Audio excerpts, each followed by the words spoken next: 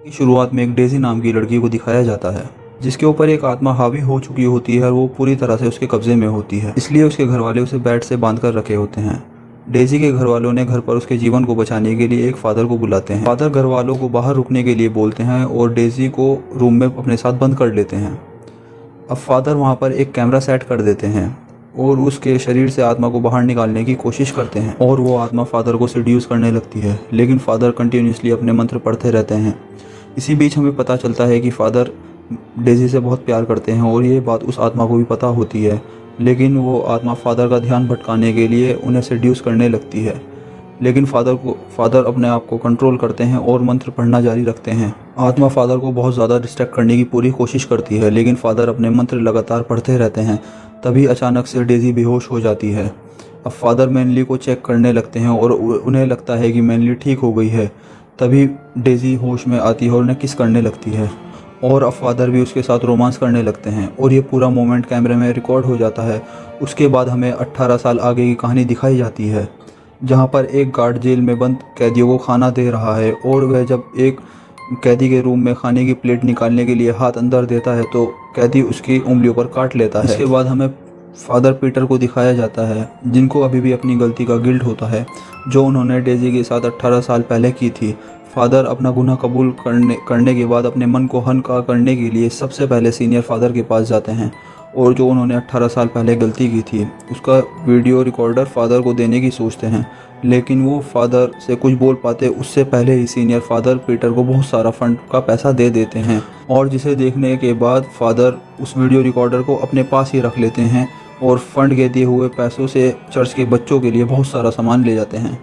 रात को फादर को जेल से फ़ोन आता है जिसमें एक गार्ड जो फादर को कॉल करके बताता है कि एक कैदी की हालत बहुत ज़्यादा ख़राब है, जिसे किसी डॉक्टर की नहीं बल्कि आपकी ज़रूरत है। अगली सुबह फादर उसे जेल चले जाते हैं, जहां हम एक लड़की को देखते हैं जो कि एक बहुत बुरी आत्मा के वश में थी। उसने एक लड़की को फांसी पर चढ़ा दिया था जिसकी वजह से उसे जेल हुई थी।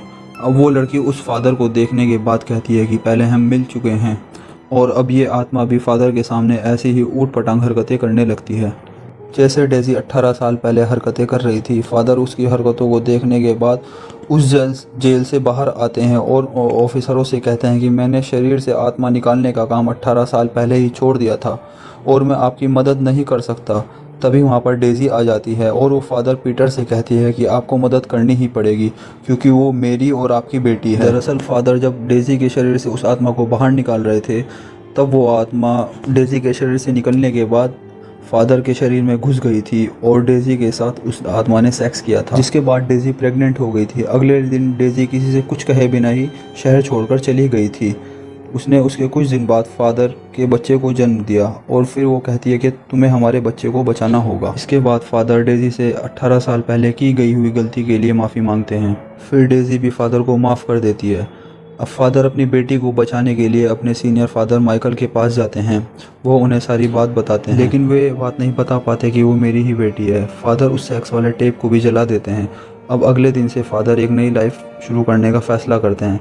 फादर माइकल पीटर से कहते हैं कि इस काम को हमें बहुत ही ध्यान से करना होगा वरना इससे हमारी जान भी जा सकती है। अब पूरी तैयारी करने के बाद फादर माइकल और फादर पीटर उस जेल के सारे स्टाफ को बाहर निकालकर जेल के अंदर जाते हैं। एक स्टाफ उनका साथ दे रहे थे, तभी अचानक से वहाँ की बिजली चली गई। तभी डॉक्टर चेक करने जाते हैं तो एक पुलिस वाले की बॉडी बहुत बुरी तरह से मिलती है और जिससे डरकर वे फादर को आवाज़ लगाने लगते हैं। तभी फादर की बेटी इस पर उन्हें दिखाई देने लगती है। इस पर वो इंजेक्शन लगाकर बेहोश करने की कोशिश करते हैं, लेकिन वो उनके ऊपर भी हमला कर देती है। डॉक्टर की आवाज़ सुनकर जब दोनों फादर वहाँ पर आते हैं तो डॉक्टर बहुत बुरी हालत में होता है। वो फादर को वहाँ से भाग जाने के लिए कहते हैं। इसी दौरान वहाँ पर बहुत सारे शैतान आ जाते हैं। दरअसल जेल में जितने भी कैदी थे और इस पर के अंदर के शैतान ने उन सबको जेल से आज़ाद करके अपने काबू में कर लिया था। दोनों फादर वहाँ से शैतानों को भगाने के लिए मंत्र पढ़ने लगते हैं। फादर माइकल के मंत्र पढ़ने से उनके आगे के शैतान तो तड़प रहे थे, लेकिन फादर पीटर के मंत्रों का इस पर कोई असर नहीं हो रहा था। शैतानों का उन पर बहुत ज़्यादा हावी हो जाने की वजह से फादर पीटर फादर माइकल को लेकर जेल के किचन में छुप जाते हैं। फादर माइकल फादर पीटर पर बहुत ज़्यादा गुस्सा करने लगते हैं और फादर पीटर से पूछते हैं कि आखिरकार तुमने ऐसा कौन सा पाप किया है जिसकी वजह से तुम्हारे मंत्र उन शैतानों पर काम नहीं कर रहे हैं। जिसके बाद फादर पीटर फादर माइकल को 18 साल पहले जो गलती की थी उसके बारे में बताते हैं। इस दौरान फादर माइकल का बहुत ज़्यादा खून बह गया था जिसकी वजह से वो मरने ही वाले थे।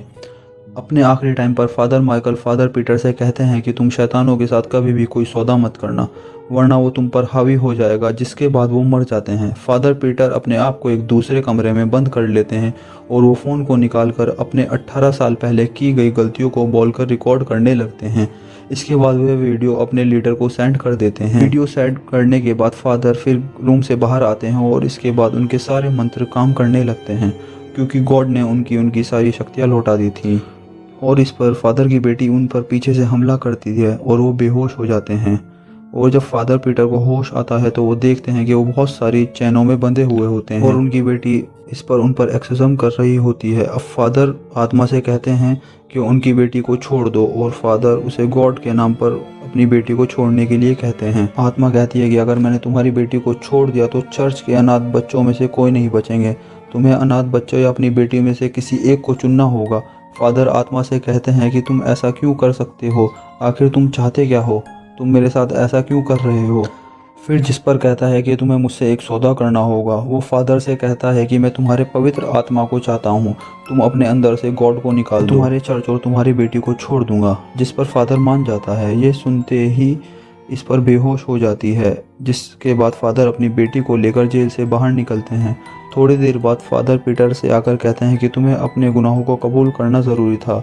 जैसे ही तुमने अपने गुनाहों को कबूल किया वैसे ही गॉड ने तुम्हारी सारी शक्तियाँ लौटा दी और अब इस वीडियो को भी डिलीट कर दिया है जो तुमने मुझे भेजी थी। लेकिन जब फादर पीटर लीडर से बात कर रहे थे, जब फादर पीटर की आंखें चमकने लगी, इसे देखकर लीडर फादर पूछते हैं कि तुम उसके शरीर में क्या कर रहे हो। तब आत्मा जवाब देती है कि फादर पीटर ने अपनी बेटी को बचाने के लिए मुझे अपनी आत्मा सौंप दी है। उसके बाद हमें पीटर फादर की बेटी को दिखाया जाता है जिसके अंदर गॉड की पवित्र शक्तियाँ आ चुकी होती हैं। और अब फादर पीटर उस शहर को छोड़कर किसी दूसरे शहर में चले जाते हैं। इसी के साथ ये मूवी पूरी ख़त्म हो जाती है। दोस्तों, अगर आज की स्टोरी आपको पसंद आई है तो हमारे चैनल को सब्सक्राइब करें और लाइक करें।